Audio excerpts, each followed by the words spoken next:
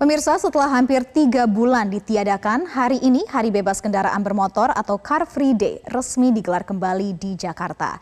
Kita akan langsung bergabung dengan Yunia Harsari di kawasan Bundaran HI Jakarta.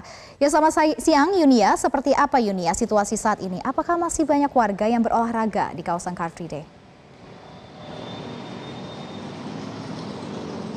Sarah, untuk siang hari ini di pukul 11 waktu Indonesia Barat, kawasan Sudirman Tamrin ini sudah ramai kembali oleh kendaraan bermotor, baik itu roda 2 maupun juga roda 4 dan juga angkutan umum lainnya, karena memang Car Free Day ini sudah selesai digelar tadi sekitar pukul 10 waktu Indonesia Barat.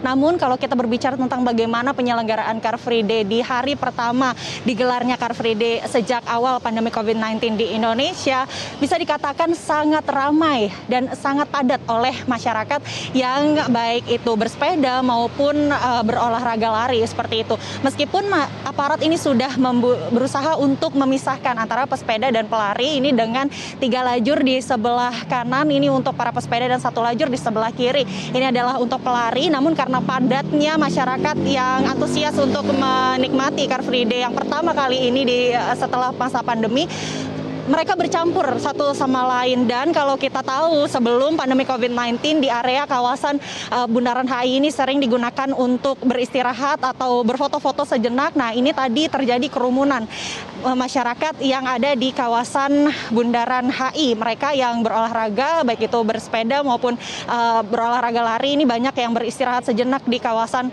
Bundaran HI ini. Selain itu kami juga tadi melihat banyak sekali anak-anak, ibu hamil dan lansia yang masih berkegiatan di kawasan Car Free Day, padahal secara aturan mereka tidak diperbolehkan karena dianggap golongan yang rentan terpapar COVID-19. Meskipun semuanya ini secara umum sudah menaati penggunaan masker, namun memang tadi diakui bahwa untuk menjaga jarak masyarakat satu dengan yang lainnya di kawasan Car Free Day ini memang cukup sulit, dan itulah yang menjadi tantangan pada saat pemberlakuan CFD pertama setelah pandemi COVID-19 ini.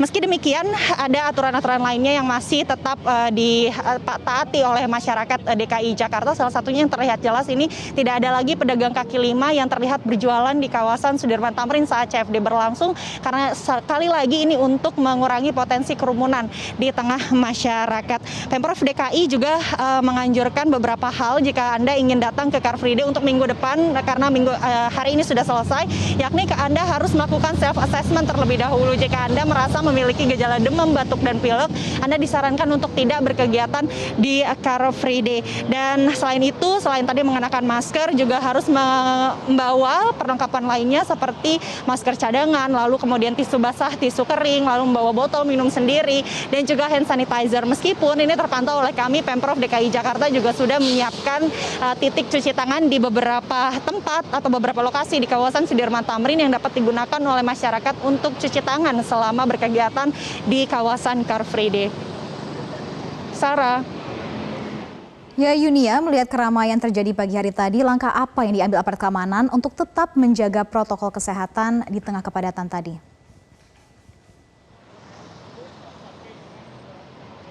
Sarah, tadi ada Dirlantas Polda Metro Jaya Kombes Pol Sambodo Purnomo yang meninjau bagaimana jalannya Car Free Day di hari pertama atau CFD pertama sejak pandemi COVID-19 merebak di Indonesia. Ia menyatakan dan mengakui bahwa memang untuk menjaga jarak satu masyarakat dengan yang lainnya memang cukup sulit. Dan tadi memang ada sejumlah titik keramaian yang terpantau atau titik kerumunan yang terpantau oleh aparat. Ini beberapa diantaranya ini adalah di kawasan depan FX, lalu kemudian di Semanggi, di depan Sarinah, dan juga di tempat melaporkan saya saat ini, yakni di kawasan Bundaran HI. Nah, untuk kemudian tetap menghimbau atau menjaga protokol kesehatan ini tetap dilakukan secara ketat, maka ada sekitar tak kurang dari 1.000 personel gabungan TNI Polri, lalu kemudian Satpol PP dan juga Dishub yang bekerja sama untuk terus mengingatkan masyarakat agar tidak berkerumun atau tidak beristirahat terlalu lama, sehingga mereka bisa melanjutkan kegiatan mereka kembali di kawasan Car Free Day. Selain itu, di beberapa titik dan juga dengan menggunakan